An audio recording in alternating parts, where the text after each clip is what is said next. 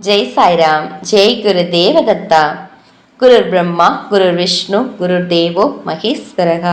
गुरु साक्षात् परब्रह्मा तस्मै श्री गुरुवे नमः। अक्कलकोट श्री स्वामी समर्थ லீலாமிருதம் அத்தியாயம் 176. சாதுர்மாசியத்தில் மழை இல்லை. ஒரு வருடம் சாதுர்மாசியம் முழுவதும் மழை பெய்யவில்லை. அதனால் தண்ணீர் தட்டுப்பாடு பிரச்சனை தலைவிரித்தாடியது. ஏதாவது ஒரு வழியில் தண்ணீர் பஞ்சத்தை தீர்க்க ஊரெங்கும் மக்கள் அனைவரும் அனுஷ்டானங்கள் கடைபிடிப்பது, ஹோமங்கள் செய்வது, சங்கரருக்கு அபிஷேகம் செய்வது போன்றவற்றை அனுஷ்டித்துக் கொண்டிருந்தனர். இருப்பினும் மழை பெய்வதற்கான சுவடை தெரியவில்லை. ஒரு நாள் ஸ்ரீ சுவாமி சமர்த்தர் தீஜூர் என்கின்ற ஊருக்கு சென்றிருந்தார்.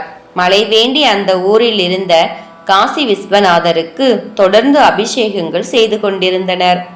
பின்னர் தன் சேவகர்களுடன் ஸ்ரீ சுவாமி வல்சங் என்கின்ற இடத்திற்கு சென்றார்.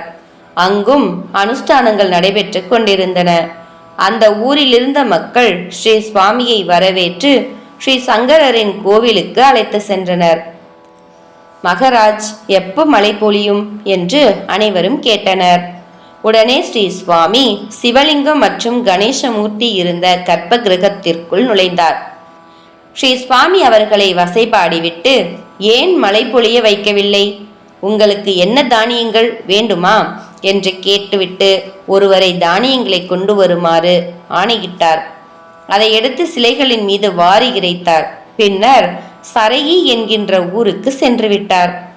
அரை மணி நேரத்திற்கு பிறகு வானம் வெகுவாக இருட்டிக்கொண்டு காற்று வீசத் தொடங்கியது. மிக பெரிய கருமையான மேகம் ஒன்று தென்பட்டது. உடனே இடி மின்னலுடன் பலத்த மழை பொழிய தொடங்கி 3 நாட்கள் வரை தொடர்ந்தது. அந்த ஊர் மட்டுமல்லாமல் அவ்வூரை சுற்றிலும் 60 மைல்களுக்கு அதே போல் மழை பொழிந்தது. மக்கள் அனைவரும் மிகுந்த மகிழ்ச்சி அடைந்து ஸ்ரீ சுவாமி சமர்த்தரை தரிசனம் செய்வதற்காக வந்தனர். அவர்கள் சந்தோஷத்தில் ஆரத்தி எடுத்து விதவிதமான நெய்வேத்தியங்களை படைத்தனர். சச்சிதானந்த பிரபு, பிரபஞ்சங்களின் தலைவரே, அனகாரட்சகரே, கருணை கடலே, நீங்கள் மழை பொழிய வைத்து விட்டீர்கள். தானியங்களுக்கு பலனை அளித்து விட்டீர்கள். சுவாமி, உங்களுடைய கருணையினால் பஞ்சம் இப்போது முடிவுக்கு வந்துவிட்டது.